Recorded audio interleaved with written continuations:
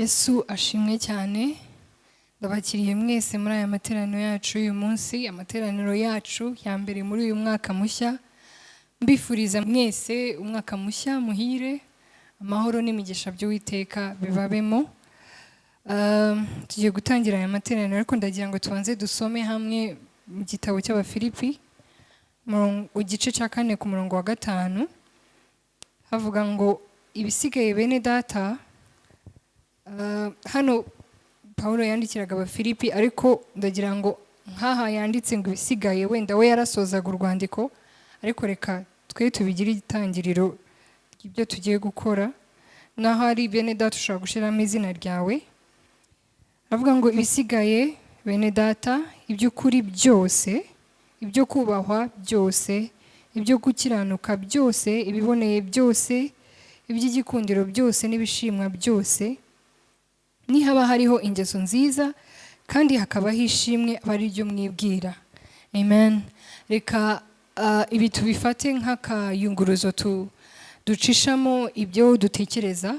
Ikintu cyose ugiye gutekereza, ikintu cyose, amahitamo yose ugiye gukora, muri situation yose waba ugezemo, ikintu cyose wibwira mu mutwe wawe, nihaza igitekerezo ntago twabibuza kuza, ariko ujye ugeraho ushyiremo umwanya, ufate pause, uvuge ngo ese ibi bintu ndi gutekereza, ese ibi ngiye gukora, ese ibi ngiye guhitamo, ese nibyo kubahwa, ese nibyo gushimwa, ese nibyo igikundiro.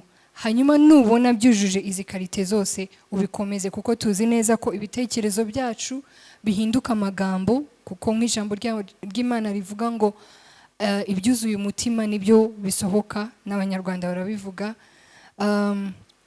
Kandi iyo amagambo yacu tuyakomeje kuyavuga ahinduka ibikorwa, n'ibikorwa bigahinduka kamere. So aka kaba tubere nk'akayunguruzo ducishamo ibitekerezo byacu kugira ngo tuzagire n'ibikorwa byiza muri uyu mwaka wose.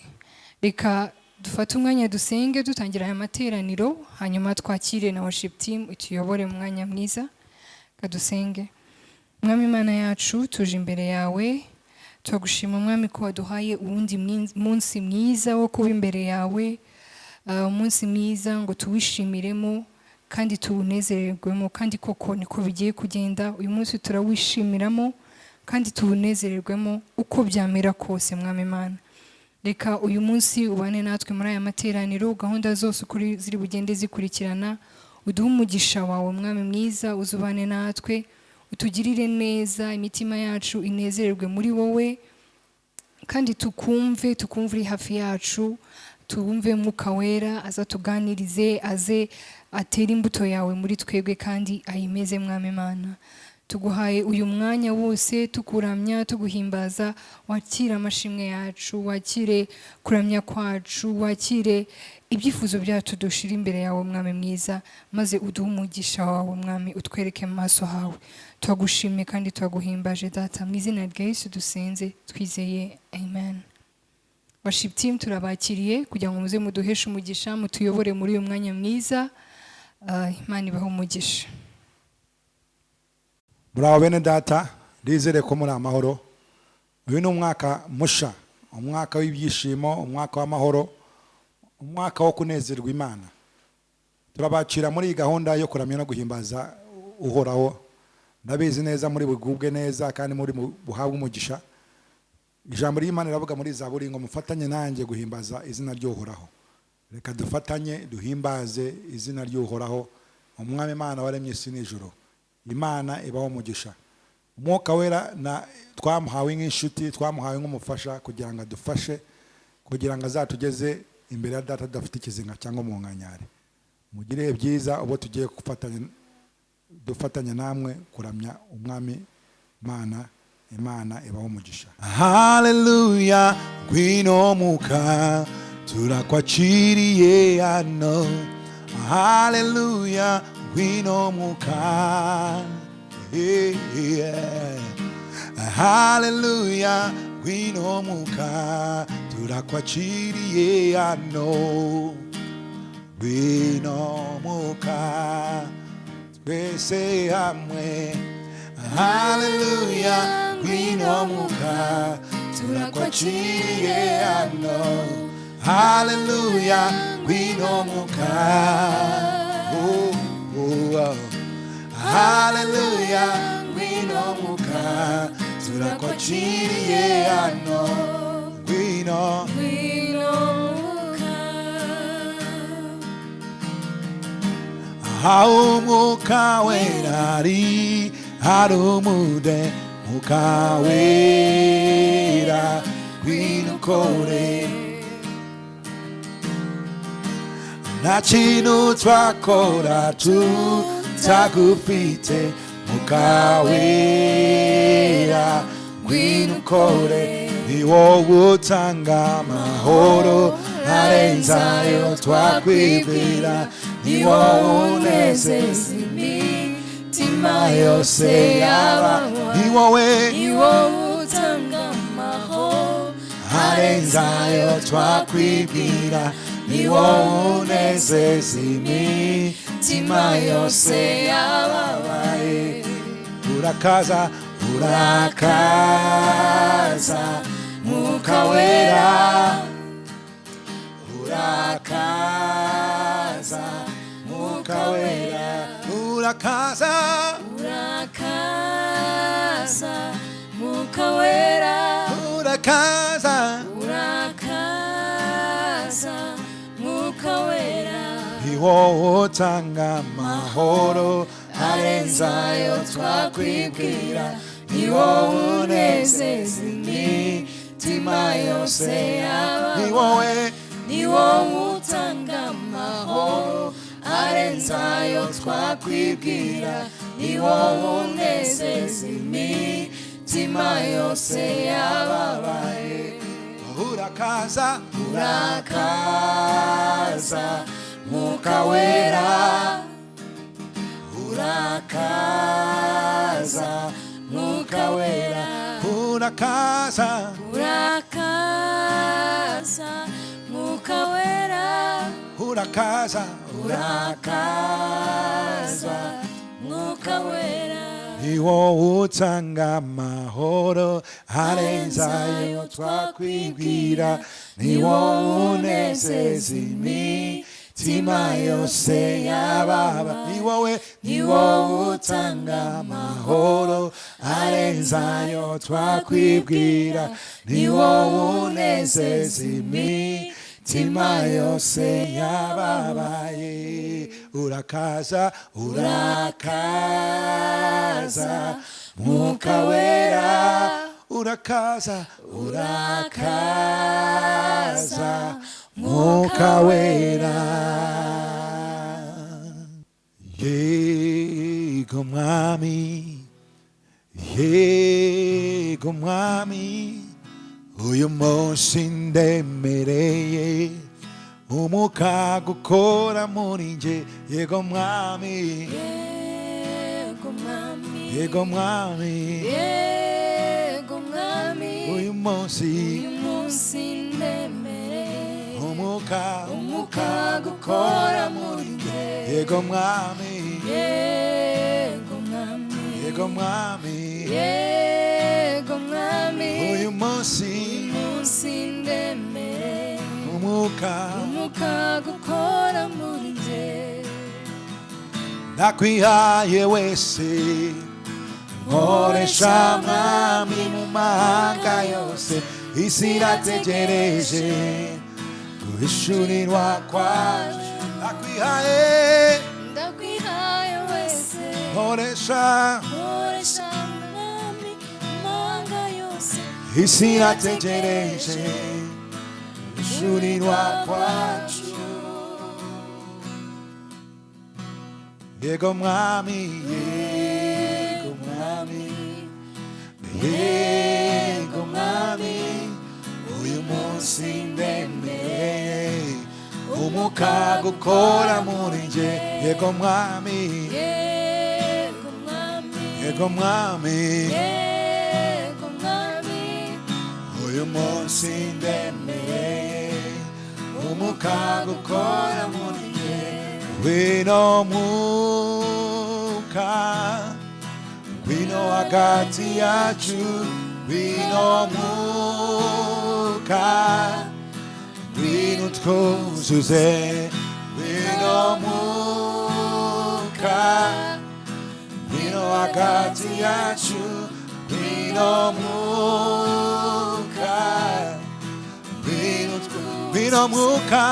ngwino mwuka ngwino hagati yacu ngwino mwuka ngwino twuzuze yego mwami yego mwami yego mwami uyu munsi ndemereye umwuka gukora muri nje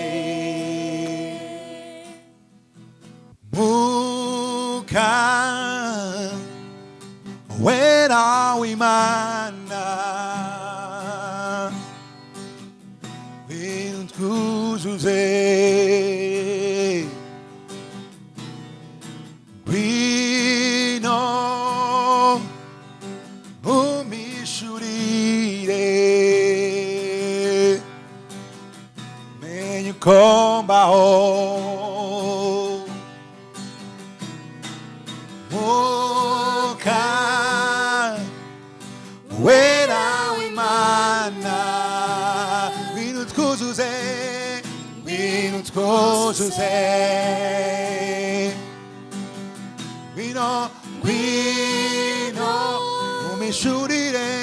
umishurire menye uko mbaho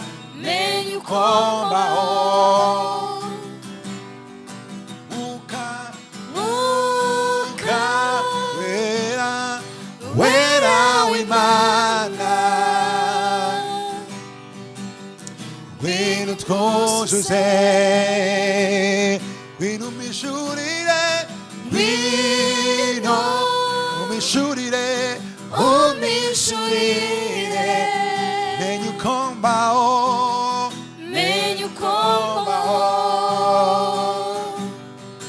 ngwino mutima wanjye sukao mwuka wawe nano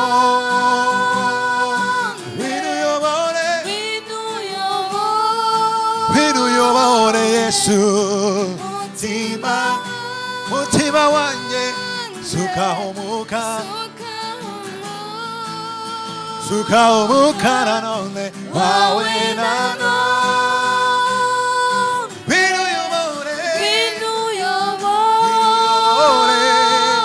mutima wanjye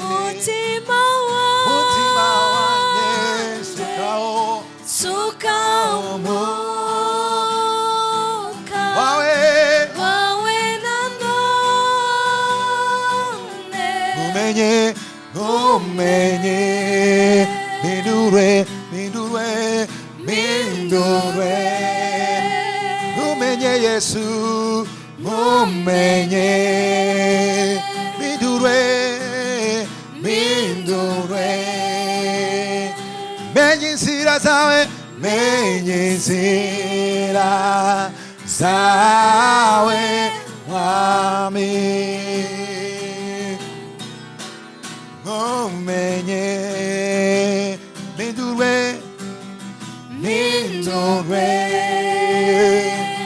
umenye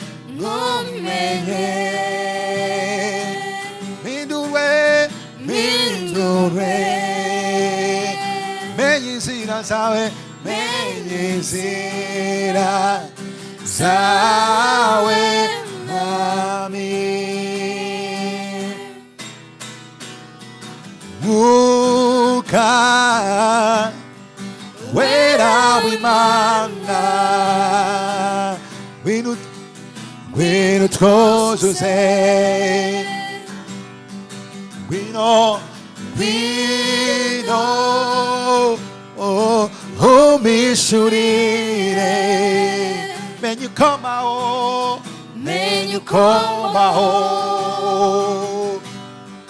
ngwino uyobore mutima wanjye sukao umwuka wawe Yesu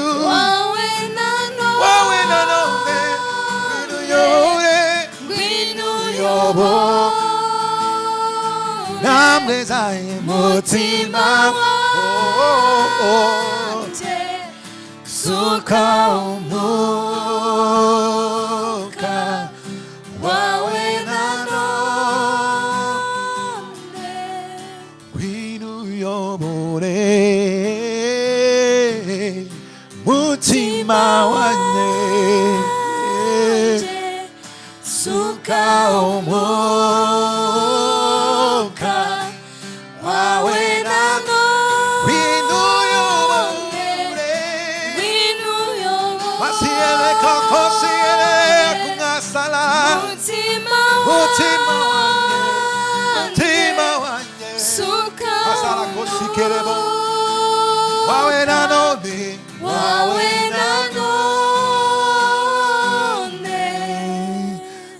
umenye minduke umenye mindure minduke menye inzira zawe menye inzira zawe mwami umenye minduke menye inzira zawe mwami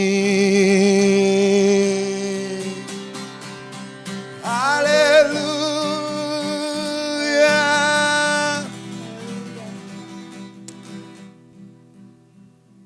Mwuka wera ngwino utwuzuze nanone ngwino utembeshe imigezi y'amazi y'ubugingo mu nda zacu ngwino uhembure igihugu ngwino uhembure isi ngwino uhembure imitima yabaye akihebe Yesu reka umwuka wawe wera Yesu yongera atembe reka ya migezi reka wa mugezi Ezekeri yabonye mu rusengero ngawugezemo ngabona amazi amugeze ku bubombamare amazi amugera mu mavi amazi arazamuka amugera mu rukenero amazi arazamuka murenga igituza kugeza ubwo yamurengeye reka uwo mugezi wawe tuwujyemo Yesu muri iyi minsi ya nyuma umugezi wawe wongere utembe mu mago yacu umugezi wawe wongere utembe mu nda zacu wongere utembe mu gihugu wongere utembe mu miryango wongere utembe muri business zapfuye wongere utembe mwami reka mwami umugezi wongere utembe sukaho umwuka wawe nanone Yesu dusukaho umwuka w'imbabazi umwuka wo gutinya Imana umwuka wo gushira amanga umwuka wo kuvuga ijambo ryawe tushize amanga niko wongere utwuzuze Yesu niryo sengesho ryacu Imana ibaho umugisha mwakoze kubana natwe muri aya materaniro nizera yuko mwahawe umugisha nizera yuko ubuzima bwanyu ntabwo buri busigare nk'uko bumeze reka twakire umwigisha w'ijambo aza tujyane mu bundi bwiza reka tusabe wayoboye gahunda amutwakirire Imana ibaho umugisha mwakoze kubana natwe Uwiteka biteho n'imiryango yanyu Imana ibagire neza muri isi y'ababaho amen. Haleluya, Imana ibahe umugisha cyane, murakoze cyane worship team, murakoze cyane gora muduhesha umugisha, Uwiteka abaho umugisha kandi akomeza kubagura. Tugeze mu mwanya mwiza nkuko tumaze kubimenyera buri cyumweru tuba dufite ubwoko butaragerwaho n'ubutumwa bwiza tuba dusengera. Tugiye kusengera ubwo bwoko mbere yuko twakira ijambo ry'Imana. Uyu munsi turasengera ubwoko bwo muri Algeria n'Abanya-Algeria bavuga Icyarabu. Idini ryabo ni Islam, bose abenshi ni Abayisilamu. Ntabwo baragerwaho n'ubutumwa bwiza kandi bafite ariko Bibiliya Isezerano Rishya riri mu rurimi rwabo ariko ntabwo baragerwaho n'ubutumwa. Reka tubasengere. Uwiteka Mana yacu, Mwami mwiza, turagushimiye Yesu Kristo ko waje mu isi uremera urapfa kugira ngo ducungure, kugira ngo twinjirize mu muryango w'abana b'Imana. tuzi neza data wera ko mu bo bapfiriye bose n'abanyarigeria nabo barimo mwami mwiza, nubwo uyu munsi bataramenya ukuri kw'ijambo ryawe, nubwo uyu munsi bataravirwa n'umucyo, ariko niyo mpamvu tubazanye imbere yawe kugira ngo umucyo wawe ubavire data wera.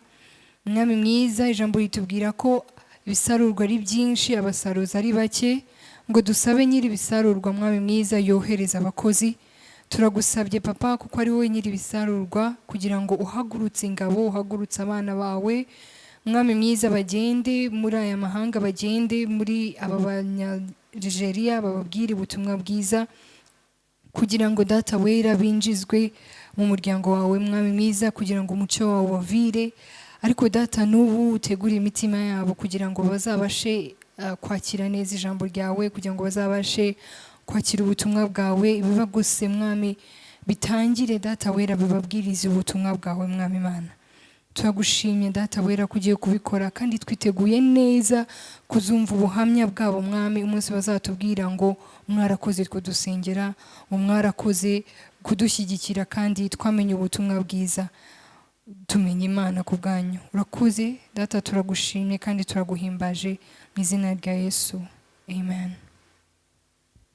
Muri uyu mwanya tugiye kwakira ijambo ry'Imana.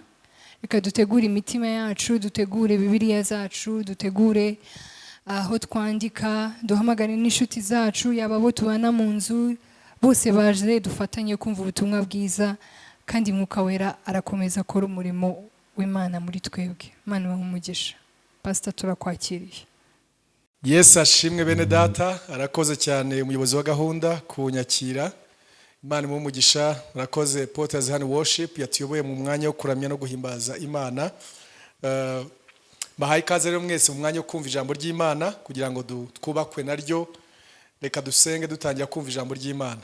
Data mwiza, tugushimiye umwanya mwiza duhaye kugira ngo twumve ijambo ryawe. Turagusaba kugira ngo turisangira, kusangira ijambo ryawe bizane guhishirwa mu buzima bwacu. Ijambo ryawe tubwira ngo guhishirwa amagambo yawe bizana umucyo. Reka rero mu gihe dusangira ijambo abe guhishurirwa, haba umucyo mu buzima bwacu, mu izina rya Kristo umwami wacu, amen. Ndagira ngo rero mwese abari hirya no hino dufatanye kugira ngo dusangire ijambo ry'Imana ry'uyu munsi. Ijambo tugiye gusangira rifite umutwe uvuga ngo igihe umuyaga w'Umwuka Wera wahushe. Igihe umuyaga w'Umwuka Wera yahushe. When the spirit wind blew. Umuyaga rero, Umwuka Wera numwe mu butatu butagatifu. Uzi ko dufite Imana Data, Umwana n'Umwuka Wera. Umwuka Wera numwe mu butatu butagatifu. Ariko Umwuka Wera agira amashusho menshi atandukanye muri Bibiliya. Umwuka Wera agira ishusho y'umuriro. Tuzi neza ko birivuga ngo umunsi yamanutse kuri Pentecote buri umwe yamugaragayeho n'ikirimi cy'umuriro. Umwuka Wera byagaragara nk'umuriro. Cya kabiri, Umwuka Wera agira ishusho y'inuma. Biriya tuvuga ngo Yesu amaze kubatizwa, Umwuka Wera mumanukaho mu ishusho y'inuma. Cya gatatu, Umwuka Wera agira ishusho y'umugezi. Biravuga ngo abanyizera imigezi y'amazi y'ubugingo azadudubiza, kandi yavugaga Umwuka Wera. Umwuka Wera afite ishusho y'umuyaga. Biriya tuvuga ku munsi wa Pentecote ngo umuriri mwinshi umeze nk'umuyaga. Umuriri w'umuyaga warahushe uwo munsi. Umwuka Wera ameze nko guhumeka. Bibiliya iratubwira ngo umunsi Yesu Kristo ahuha kubigishwa be, aravuga ngo nimwakire Umwuka Wera. Umwuka Wera afite ishusho y'imvura. Umwuka Wera afite ishusho y'imvura. Niyo mpamvu Bibiliya tubwira ngo nzabavira imvura y'umuhindo n'iy'itumba. Aho hose bavugaga ku Mwuka Wera. Ariko uyu munsi ndagira ngo Umwuka Wera muvuge muri ya shusho y'umuyaga. Ishusho y'umuyaga. Mu Mwuka Wera ajya amera nk'umuyaga. Kugira ngo tuze kureba igihe umuyaga w'Umwuka Wera yahushe, ingaruka zabaye, kugira ngo tubyifuze kurushaho. Impamvu Umwuka Wera agereranywa n'umuyaga, ikintu cya mbere, impamvu Umwuka Wera agereranywa n'umuyaga nuko umuyaga ntabwo ari igikorano cy'abantu. Umuyaga si igikorano, si igihangano cy'abantu. Umuyaga uremwa n'Imana, ukorwa n'Imana. Iyo umuyaga ubundi ni umwuka urimo kugenda, niwo wita umuyaga. Umwuka ugenda niwo witwa umuyaga. umwuka kugenda kwawo rero biterwa n'akazi k'izuba. Iyo izuba ritwika ku isi hamwe hagashyuha ahandi hagakonja, habaho imiyaga kuva ahantu hamwe ajya ahandi kubera iyo mitandukanire y'imikorere y'izuba yashyuhije ahantu hamwe ahandi hakaba hakonje. Ni byiza rero nshuti z'Imana kumva yuko umuyaga nawo ari uko nguko umwuka wera akora kimwe n'umuyaga. Na umuyaga nturemwa n'abantu, n'umwuka ntabwo uremwa n'abantu. Impamvu umwuka wera agereranywa n'umuyaga hari ibintu bihuriraho. Ikintu cya mbere nuko umuyaga ntabwo ukorwa n'abantu. Umuyaga ni Imana iwurema, ni nature,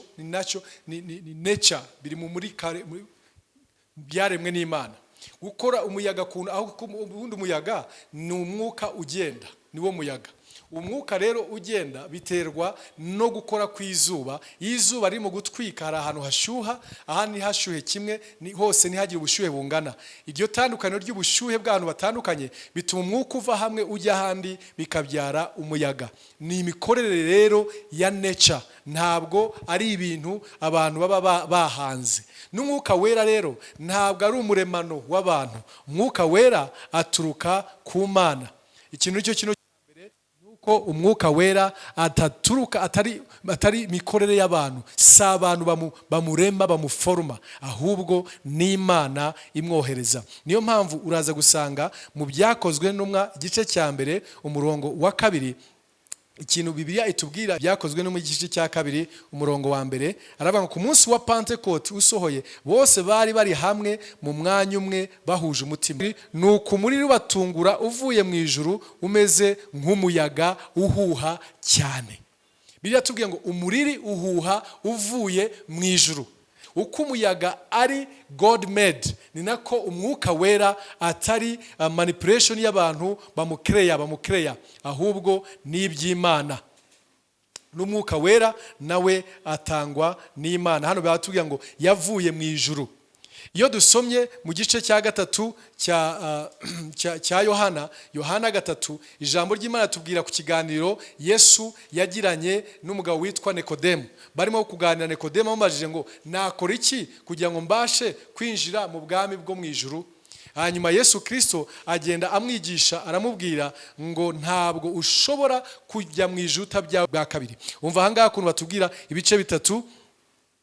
Murongo wa 3 Yesu aramusubiza ati ni ukuri ndakubwira yuko umuntu utabyawe ubwa kabiri atabasha kubona ubwami bw'Imana. Nikodemu aramubaza ati mbese umuntu yabasha ate kubyarwa akuze, yakongera agasubira mu nda ya nyina akabyarwa? Yesu aramusubiza ati ni ukuri ndakubwira yuko umuntu utabyawe n'amazi n'umwuka atabasha kwinjira mu bwami bw'Imana. 6 ikibyarwa n'umubiri nacyo ni umubiri, n'ikibyarwa n'umwuka nacyo ni umwuka.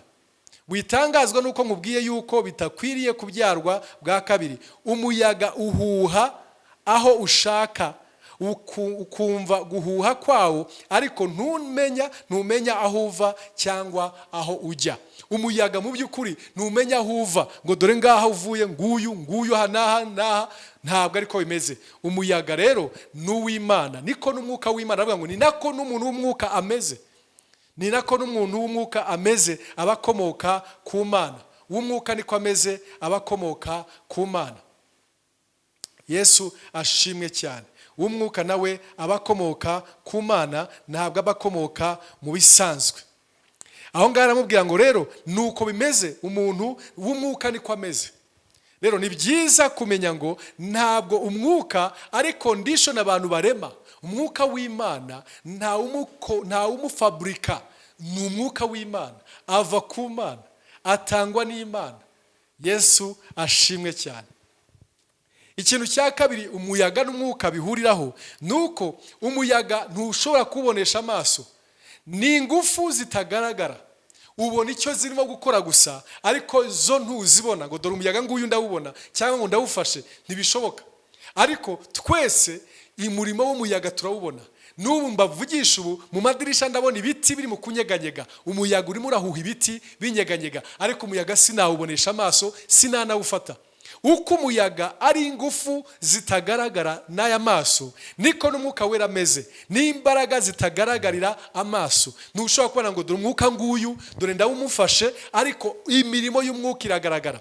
Umwuka akora ibitangaza, akoresha ibintu byinshi cyane, akoresha abantu mu buryo budasanzwe, ariko we utabasha kumubona. Niyo mpamvu iyo tuvuga umuyaga w'umwuka wera, tuba turi mu kuvuga gukora k'umwuka wera, nk'uko umuyaga ubukorwa tukabona ibyawo byinshi. Niyo mpamvu byatubwiye muri Yohana 3:8 ngo umwuka ngo umuyaga ubona agenda akajya aho ashaka, ngo ariko ntushobora kumenya aho avuye ndetse n'aho ajya.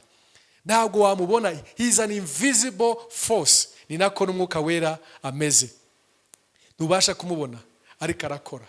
Umwuka wera arakora mu buryo budasanzwe. Icya gatatu rero, Bibiliya iratubwiye hano ku murongo wa 8, aravuga ngo umuyaga uhuha aho ushaka, ukumva guhuha kwawo, ariko ntumenya aho uva cyangwa aho ujya. Umvira ijambo hano, harimo guhishirwa ashaka gutindaho. Umuyaga uhuha aho ushaka. Umuyaga uhuha aho ushaka. Umuyaga uhigira direction yawo. Ni ukuvuga ngo rero ntabwo ari wowe ugena aho umuyaga uri bugane, umuyaga ni ugena direction ushaka kujyamo. Niyo mpamvu abantu ba kera bagenda mu bwato, ubwato bwo hambere bwabaga bufite ikintu bita sail. Sail cyabaga ari ikintu kimeze nk'umwenda hejuru. Nicyo baragipangaga ku buryo umuyaga uza ukagihuha kigatuma ubwato bugenda, bayita sail. Kera ubwato bwa moteri butaraza, ubwato bwose bwabaga bufite sail. Iyo sail akaba ariyo ifata umuyaga ugahuha, ubwato bukagenda. Abateguraga sail y'ubwato bayiteguraga bashingiye ku cyerekezo cy'umuyaga. Umuyaga aho ugana niho sail yaganishaga. Niyo mpamvu rero umuyaga ugana aho ushaka. Abateguraga sail ku bwato babonaga icyerekezo cy'umuyaga. Ntabwo icyerekezo cy'umuyaga aricyo cyakurikizaga sail, ahubwo sail niyo yakurikizaga icyerekezo cy'umuyaga. Bishatse kuvuga iki rero? Natwe umwuka wera aganisha aho ashaka, atwara aganisha mu cyerekezo cye. Ntabwo aganisha aho dushaka, ahubwo nitwe tugomba kuganisha mu cyerekezo cy'umwuka wera. Iyo ablowinze, iyo ahushe, aganisha mu bushake bw'Imana. Iyo ahushe, aganisha mu migambi y'Imana. Iyo ahushe, aganisha aho Imana ishaka. Yesu ashimwe cyane. Umuyaga Bibiliya yatubwiye ngo uhuha aho ushaka. Rero nshuti z'Imana, Imana idufashe dusobanukirwe yuko umuyaga uko uhuha uganisha aho ushaka, niko n'umwuka wera ahuha aganisha aho ashaka. Ikintu kibabaje rero cyane, kenshi mu bukristo bwacu mu itorero, hari igihe dupanga ibintu byose tuganisha aho dushaka, hanyuma tugashaka ngo umwuka wera aze nawe akurikire, aze adukurikire, ase nk'imperekeza, ase nk'uduherekeza, atuganisha aho twebwe dushaka no mu byo dushaka. Ariko ntabwo ariko byagombye kumera, ngo umuyaga uhuha aho ushaka, n'umwuka wera ahuha aganisha aho ashaka. Niyo mpamvu hahandi mu bice bibiri mu byakozwe n'umwaka ku munsi wa Pentecote, Bibiliya avuga ngo bose batangira kuvuga mu zindi ndimi uko babihawe n'umwuka wera. Wumve indimi bavuze ntabwo ariyo bazivugishije, ahubwo indimi bavuze bazivugishijwe n'umwuka wera, bashobojwe n'umwuka wera, bazihawe n'umwuka wera uko abishatse. Yesu ashimwe cyane. Ntabwo rero nari n'abantu bajya kwigisha abantu kuvuga mu zindi ndimi, bagasa nk'abigisha alphabet z'umwuka wera kugira ngo abantu babashe kuva mu mwuka wera, bagatangira kubabwira mu ndimi z'umwuka ngo uvuga ngo ra ra ra, re re re. Ntabwo ari byo by'umwuka wera. Uyu umwuka wera, umuyaga w'umwuka wera wahushe ku munsi wa Pentecote, Bibiliya tubwira ngo batangira kuvuga mu zindi ndimi uko babihawe n'umwuka wera, apana uko babyihaye. Ntabwo ari byo bihaye, nibyo bahawe n'umwuka wera. Iyo ugiye mu byakozwe n'umwa igice cya 12 umurongo wa 11, Bibiliya tubwira ngo umwuka wera ni umwuka umwe, ngo niwe utanga impano uko abishaka. n'impano z'umwuka wera zikorera muri twe ntabwo zikora uko twe tubishaka, ntabwo ari self service, ntabwo ujya kwiha impano ushaka ngo uvuge ngo genda gira impano zo gukiza abarwayi, genda gira impano z'ubuhanuzi, genda gira impano izi n'izi. Oya, Bibiliya tubwiye mu Bakorinto ba mbere ibice 12, Abakorinto ba mbere 12 umurongo wa 11, Bibiliya avuga ngo ariko ibyo byose uwo mwuka umwe niwe ubikorera muri bo, agabira umuntu wese uko ashaka. Agabira umuntu wese uko ashaka, pana umuntu wese uko ashaka, ahubwo uko umwuka wera ashaka. Umwuka wera niwe uhitamo gutanga impano. Bamwe akabaha kuba abashumba, abandi akabaha kuba abavuga butumwa, abandi akabaha kuba abahanuzi, abandi akabaha kubaha gukiza abarwayi, gukora ibitangaza, impano zitandukanye. Uwo mwuka wera agatanga uko we ashaka. Bibiliya yatubwiye ngo umuyaga nguhuha uko ushaka, uhuha ugana aho ushaka. Niko n'umwuka wera ameze, ahuhaganisha aho ashaka. Ntabwo rero nshuti z'Imana itoro twagombye kubaho twipangira utuntu twacu ngo umwuka wera aza duherekeza, ahubwo twagombye kumera nk'ikizu. Biravuga ngo abategereza Uwiteka ntibazacika intege, ngo ahubwo bazagurukisha amababa nk'ikizu. Dore ko ikizu kibigenza, umuyaga urahuha, ikizu kikarambura amababa yacyo, hanyuma umuyaga ukagihuha ukakizamura hejuru. Natwe nk'abantu b'Imana twagombye kumera nk'ikizu, turambura amababa yacu, umwuka w'Imana, umuyaga w'umwuka w'Imana akaduhuha tuganisha mu cyerekezo ashaka, akaduhuha tuganisha ahashaka. Bamwe akabajyana mu ivugabutumwa, abandi akabajyana mu buhanuzi, abandi akabajyana mu kuba abashumba, abandi akabajyana mu gukiza abarwayi, abandi akabajyana muri za missions, abandi akabajyana mu bushake bwa data, kurambura amaboko gusa, kurambura amababa. Tukavuga ngo reka umuyaga w'umwuka wera uhuhe muri jye, unganishe aho ushaka. Niki Imana yifuza mu buzima bwacu, ngo umuyaga ahuha uguhuha uganisha aho ushaka. Niko n'umwuka ameze, umwuka ahuha aganisha aho ashaka. Imana idufashe tuba abakristo, tuba itorero rigiye kugandukira umuyaga w'umwuka, kwemerera umuyaga w'umwuka aduhuhe aganisha ahashaka. Mu Bagalatiya ibice 5 umurongo wa 16 haraba ngo nimuyoborwe n'umwuka w'Imana, ngo nibwo mutazakora ibyo kamere irarikira. Itorero rigiye kurambura amaboko rikavuga ngo umuyaga w'umwuka huha mu buzima bwanjye, nganisha aho Imana ishaka, nganisha mu byo data ashaka. Uwo muyaga uzakuganisha heza, uzakuganisha mu byubahisha Imana, mu by'Imana ishaka. Niyo magambo Yesu yabwiye Petero, aramubwira ngo ukiri umwana, ukiri mutoya, ngo warikenyezaga ukagana aho ushaka, ngo ariko igihe kiraje kandi kirasohoye ubwo uzajya urambura amaboko, ngo undi muntu akagukenyeza kandi akanakujyana aho udashaka. Iyo nicyo bivuze iyo tugiye dukura mu kumvira umwuka wera, tugera ahantu turambura amaboko, umuyaga w'umwuka wera akadusunika akatujyana mu bushake bw'Imana.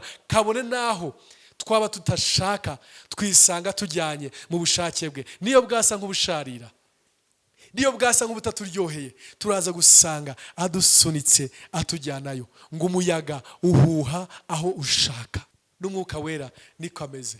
Torero twakwemerera umuyaga w'umwuka wera agahuha atuganisha ahashaka, tukarekera kumuha amabwiriza, kumutegeka mu byo dushaka, kumubwira aho dushaka kuba, aho dushaka guhagarara, aho dushaka kwicara, naho tudashaka. Mwuka wera tukamwicaza aho twe twishakiye, aho we kutujyana aho ashaka ko ariho tujya. Ikintu cya kane ari nacyo cya nyuma ngiye gusorezaho, nuko ishusho y'umwuka n'umuyaga, nuko umuyaga ni ingufu. Ababizi neza nuko umuyaga ubyara n'ingufu, bavanamo n'amashanyarazi, ugira imbaraga, ni ingufu. Umuyaga ni ingufu, n'umwuka wera ni imbaraga, kandi icyo bihuriyeho ni ingufu zitagaragara ariko zikora ibintu bikagaragara. Umwuka wera rero nawe ni imbaraga, ni imbaraga zitagaragara ariko zikora ibintu bikagaragarira abantu bose. Mwuka wera amuvinga abantu cyangwa atuma abantu bagira ibyo bakora. Mwuka wera nibyo akora, afite imbaraga. Turaza kureba kuntu byagenze ku munsi wa Pentecote hariya twasomaga mu byakozwe n'intumwa ibice byaho 2, mu byakozwe n'intumwa ibice 2 Bibiliya tubwira ngo umunsi wa Pentekote usohoye bose bari hamwe mu mwanya umwe bahuje umutima, nuko umuriri ubatungura uvuye mu ijuru umeze nk'umuyaga uhuha cyane ukwira inzu bari bicayemo, haboneka indimi zigabanije umva ngo ukwira inzu bari bicayemo. Aba bantu bose bari mu nzu, bari banicaye, bari muri position yo kwicara. Mu by'ukuri iyo umuntu yicaye ntabwo bari mu kazi, ntabwo bari mu gukora mu buryo busanzwe bw'imirimo yindi itari yo kuri computer. Umuntu ahangaha bari bicaye, bari mu nzu, ngo nuko haboneka indimi zigabanyije zisa n'umuriro, ururimi rujya ku muntu wese wo muri bo, bose buzuzwa umwuka wera, bose buzuzwa umwuka, batangira kuvuga izindi ndimi nk'uko umwuka yabahaye kuzivuga. Bavuga izindi ndimi nk'uko umwuka yabahaye kuzivuga, ntabwo ari nk'uko bihaye kuzivuga, ahubwo nk'uko umwuka yabahaye kuzivuga. Niyo ngo umunsi bavuze izo ndimi ntabwo zari indemano biremeye, ntabwo zari fabricated, zari indimi umwuka yabahaye kuvuga, yarazibahaye kuzivuga. Murongo wa 5, muri Yerusalemu habaga abayuda b'abaturage b'abanyadini bari baraturutse mu mahanga yose ari munsi y'ijuru. Uwo muriri ubaye abantu benshi baraterana, batangazwa nuko umuntu wese yumvise babandi bavuga ururimi rw'iwabo. Barumirwa bose baratangara bati, mbese aba bose bavuga sabi Galilaya? None se niki gitumye twese tumumva bavuga indimi z'iwacu za kavukire? Kandi kuri abaparati, abamedi, abanyeramu, abatuye i Mesopotamiya, abiyudaya, ni Kapadokiya, ni Ponto, no muri Aziya, ni Furugiya, ni Pamfiliya, no muri Egiputa, no mu gihugu cy'Ilibiya gihereranye ni Kurene, n'abaroma, n'abashitsi, n'abayuda, n'abakomeza idini yabo. Ikindi nawe Kireti n'Abarabu turabumva bavuga ibitangaza by'Imana mu ndimi z'iwacu. Bose barumirwa, bibayobeye, barabazanya bati, mbese ni ibiki? Abandi baranegura bati, basinze ihira.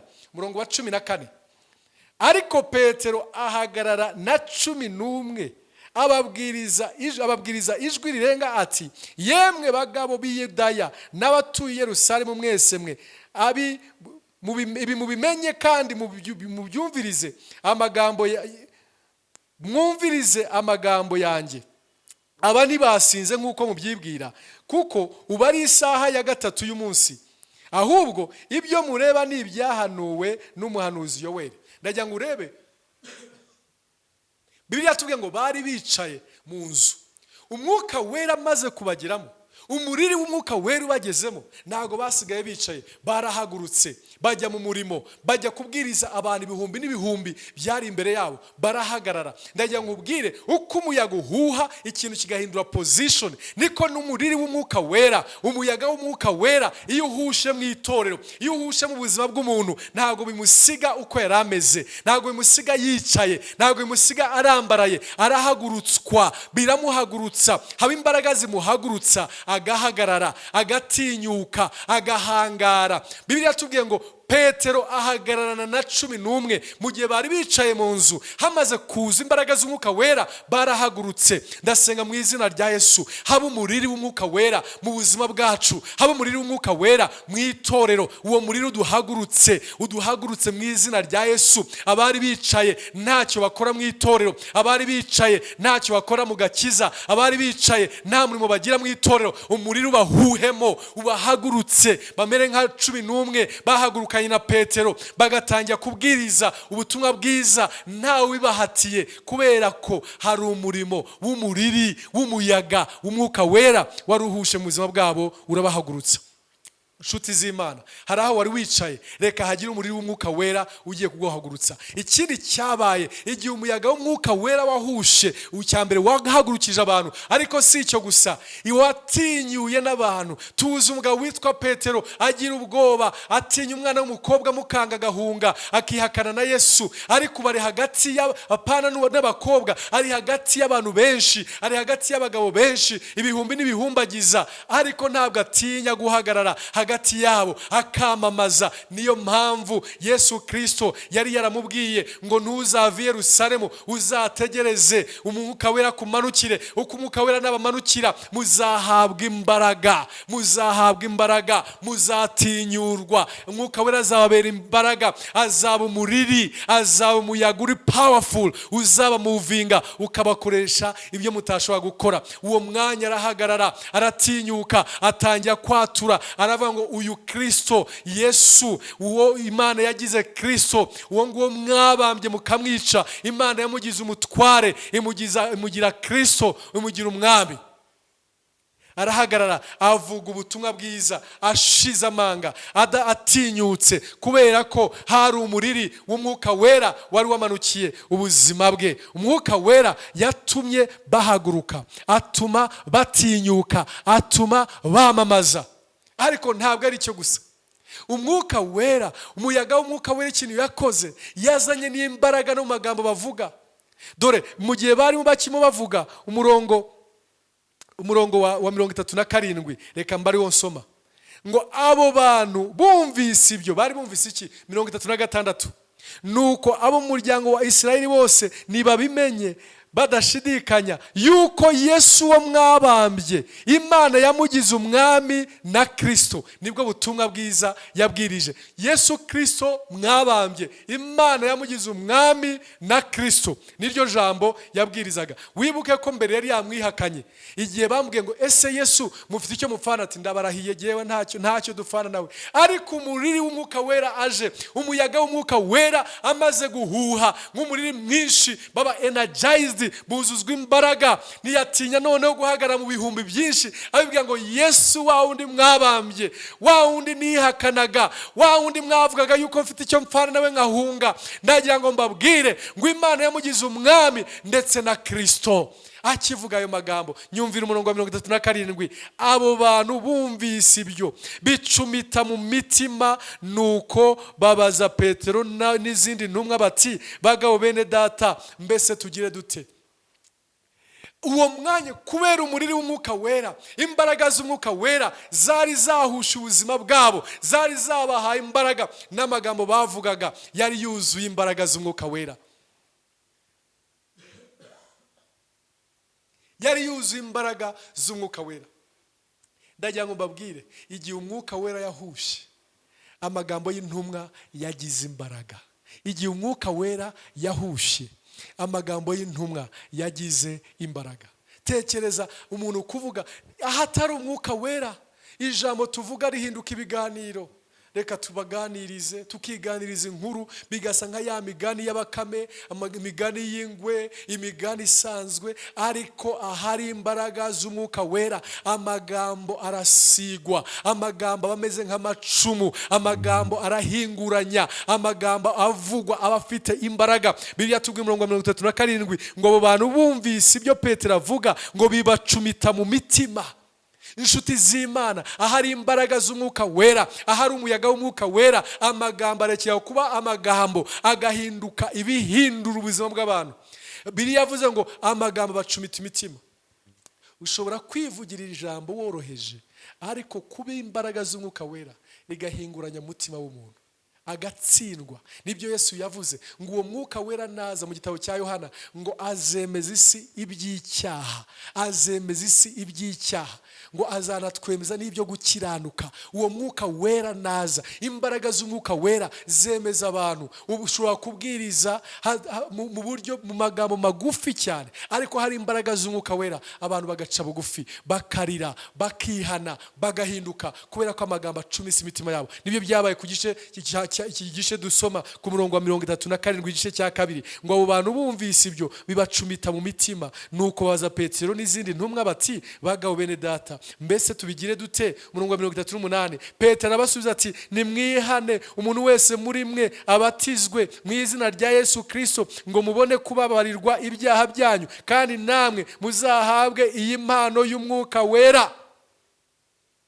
Bibiliya iratubwira ngo uwo mwanya, umurongo wa 41, nuko abemeye amagambo ye barabatizwa, abongerewe kubasanzwe kuri uwo munsi baba nk'ibihumbi 3. Abantu 3,000 bakizwa umunsi umwe ndagira ngo byumve, abantu 3,000 barakizwa. Inshuti z'Imana, tekereza abantu 3,000. Nta Facebook bakoresheje, ntago bamamaje ku maradiyo, nta televiziyo zihari, na Instagram, ariko abantu ahari imbaraga z'Umwuka Wera zibarukuruzi. Torero, Imana idufashe tubona umuriri w'Umwuka Wera akora mu itorero. Ndabyifuza muri uyu mwaka amagambo Imana yatubwiye ni ukukorera kugendera mu mbaraga z'Umwuka Wera. Bavuga butumwa, mureke tumere nka Petero, tukorere mu mbaraga z'Umwuka Wera. Ntabwo uzasunika abantu, ntuzashaka kuryoshya abantu. Umwuka Wera arihagije kwemeza, gutsinda. Umwuka Wera arahagije gucumita imitima. Umwuka Wera arahagije kumanura abantu ku mavi, abanyabyaha bakihana, abakristo bakezwa, bakagenda mu bushake bw'Imana. Dukeneye umuriri w'Umwuka Wera mu buzima bw'itorero. Umuriri w'Umwuka Wera, bavuga butumwa, tuvuga ubutumwa bwiza mu muriri w'Umwuka Wera. Ndabyifuza jewe, ndabikeneye jewe, mu izina rya Yesu Kristo. Baririmbyi, turirimbe mu muriri w'Umwuka Wera. Baririmbyi, indirimbo imwe yuzuye umuriri w'Umwuka Wera irahagije kwemeza umuntu agaca bugufi, akarira, akihana, akabona ko ari umunyabyaha, agaca bugufi, agahindukira. Imana idutabare, Imana idutabare. Dukeneye umuriri w'Umwuka Wera. We need the wind of the Holy Spirit. Dukeneye umuriri w'Umwuka Wera, dukeneye umuyaga w'Umwuka Wera. Mwami biduhe, turabikeneye. Turambiwe kuvuga imigani, dukeneye imbaraga z'Umwuka Wera zihindura ubuzima. Turabyifuza muri twebwe, turabikeneye mu itorero. Turaza kubona ahangaha ngo abantu benshi barakizwa, ariko sawa bigarukira. Iyo ukomeje ku gice cya 3 gikurikira igice cya 2, abantu bamaze kubona umuriri w'Umwuka Wera, abantu bamaze kuzwa umuriri w'Umwuka Wera. N'umugabo witwa Petero na mugenzi we witwa Yohana baragenda barazamuka. Umurongo wa mbere w'igice cya 3 cyo mu byakozwe n'umwa, nuko Petero na Yohana barazamuka bajya mu rusengero mu gihe cyo gusenga, ari cyo cya saa 9, ngo hari umuntu wavutse aremaye ibirenge, yarahekwaga agashirwa ku bw'irembo ry'urusengero ryitwa Ryiza, ngo kugira ngo asabirize abinjira mu rusengero. Ngo abonye Petero na Yohana bagiye kwinjira mu rusengero, ngo arabasaba ngo mubamuhe. Petero na Yohana baramutumbira. Petero aramubwira ati uturebe, abitaho agira ngo hari icyo bamuha. Murongo wa 6, Petero aramubwira ati ifeza n'izahabu ntabyo mfite, ahubwo icyo mfite ndakiguha. Mu izina rya Yesu Kristo w'i Nazareti, haguruka ugende. Maze amufata ukuboko kw'iburyo aramuhagurutsa. Uwo mwanya ibirenge bye n'ubugombambari birakomera. Uwo mwanya ibirenge bye n'ubugombambari birakomera. Arabaduka, arahagarara, aratambuka, yinjirana nabo mu rusengero. Atambuka yitera hejuru ashima Imana. Imana yacu ishimwe cyane. Iyo hari umuriri w'Umwuka Wera, ahangaba bari bamaze gusogongera umuriri w'Umwuka Wera, imbaraga z'Umwuka Wera bamaze kuzisogongera. Umuyaga w'Umwuka Wera arabagendesha, ni ubasunika bajya ku rusengero. Urusengero bagiye gusenga nk'uko gahunda zisanzwe mu masaha ya saa 9, ngo bahagere. Ngo hari umuntu wavutse aremaye, ngo buri munsi bamuterura bakamuzana ku marembo y'uru rusengero rufite izina. Mu Cyongereza barwise ngo beautiful, mu Kinyarwanda barwite ngo Ryiza, irembo ryiza, urusengero rwiza. Ahari aho rwubatse neza, rusize neza, rutatse neza, ariko rubuze ibyinwa byangombwa. Imana idufashe, insengero ziri beautiful. Natwe turimo turubaka urusengero i Masaka, turaza kurutaka, turaza kurwubaka neza, turarusiga neza, ariko hari umutako turukeneyemo urenze imitako tusanzwe tuzi. Umutako ukomeye dukeneye muri rya rusengero ni umuriri w'Umwuka Wera, n'imbaraga z'Umwuka Wera zizana itandukaniro, zirenze ibara ry'umweru, zirenze ibara ry'umuhondo, zirenze ibara ry'umutuku. Dukeneye imbaraga z'Umwuka Wera, niwo mutako mwiza mu rusengero. Ngo bahagere, arabareba, ashaka kubasaba, abatumbira nabo baramutumbira, baramubwira ngo umva, ifeza n'izahabu ntabyo dufite. Muri make amafaranga, amadolari, amayero, amapaundi ntayo dufite. Konte zacu ziri vide, ariko hari icyo dufite mu bubiko, nicyo tugiye kuguha uyu munsi. Insengero amakonte araniha, amadolari aruzuye, amapaundi aruzuye, aruzuye, amafaranga aruzuye, ariko bubiko bw'imbaraga z'umwuka wera burimo vide, ntacyo dufite. Turabasha gutanga amafaranga, ariko hari icyo twatumye gutanga. Petero na Yohana baramubwira ngo ifeza n'izahabu ntabyo dufite, ariko icyo dufite tugiye kukiguha. Ngo arabatumbira agira ngo bagiye gutanga amafaranga, baramubwira ngo mu izina rya Yesu Kristo w'i Nazareti haguruka ugende. Ngo bamufata ukuboko, ngo uwo mwanya ngo ubugomba mbari, ngo n'imitsi ye n'ibirenge bye ngo bizamo imbaraga, ngo arahaguruka arabaduka, ngo arasimbuka, ngo yinjira muri rwa rusengero. Ubundi yari umuntu waheze ku muryango, yaheze ku irembo atarinjiraga, ariko ngo yinjira ahimbaza asimbuka. Iyo umuriri w'umwuka wera wahushe, iyo umuyaga w'umwuka wera wahushe, hakorwa ibidasanzwe, hakorwa ibikorwa n'imbaraga z'Imana. Ibyo turabikeneye mu itorero.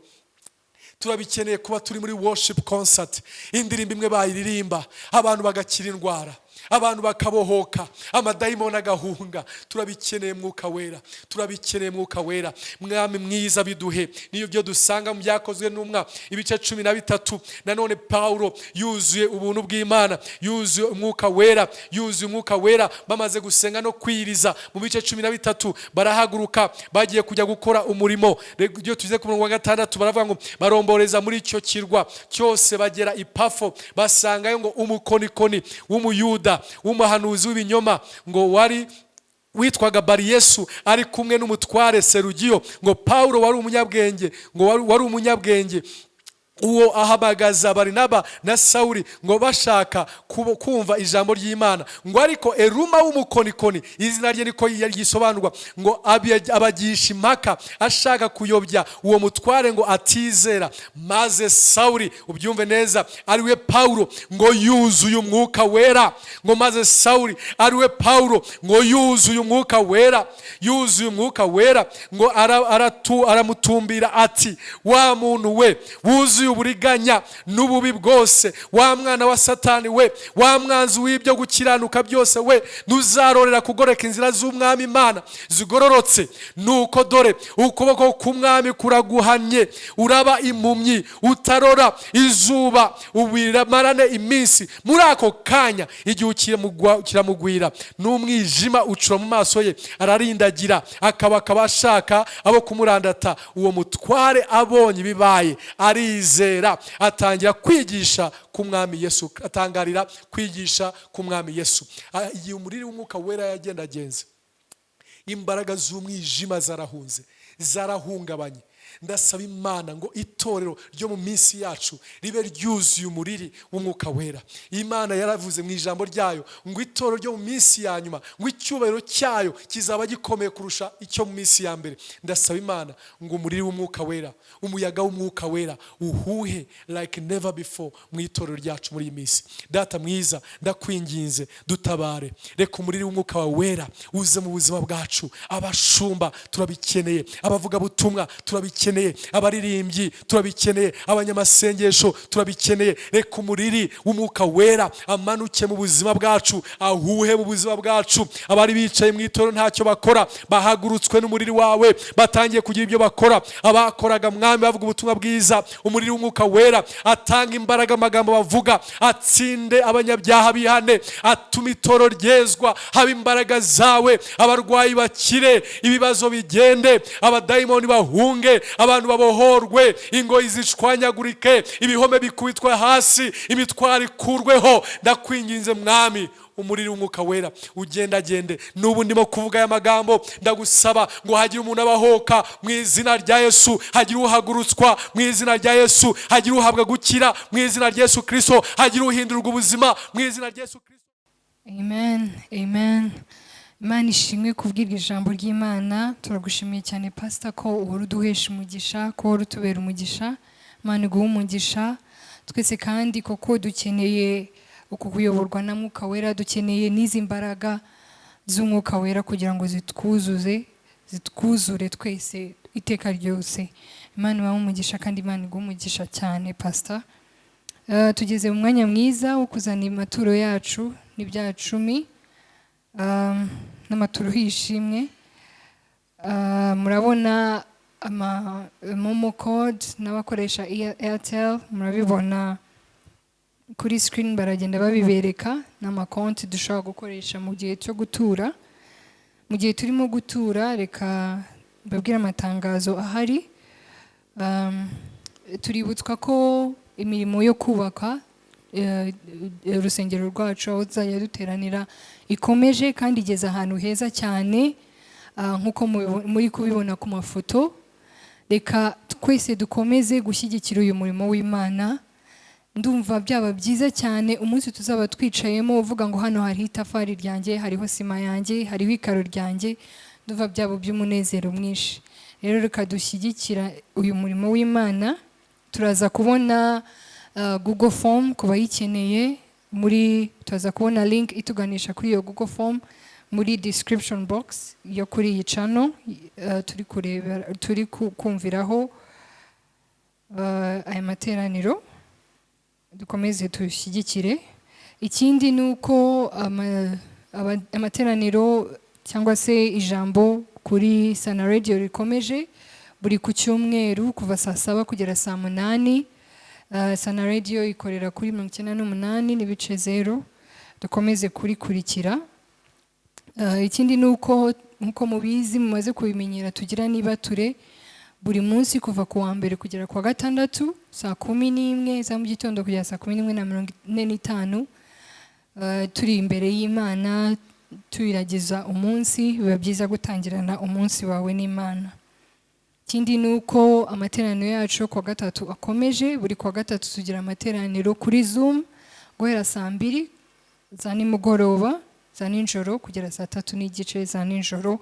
Twese dukomeze tuyitabire. Imana ibahe umugisha ko mwabanye natwe. Tugeze ku musozo w'amateraniro yacu uyu munsi. Imana ibahe umugisha cyane. Imana ibamurikishirize mu maso hayo. Ibahe icyumweru cyiza ndetse n'umwaka mwiza wo kuba imbere yayo no kunezererwa imbere yayo. Imana ibahe umugisha kandi dukomeze dukurikire na Portals Hand Ministries ku mbuga zitandukanye nkoranyambaga kuri Twitter, Instagram, Facebook n'izindi nk'uko mubibona kuri screen. Imana ibahe umugisha cyane.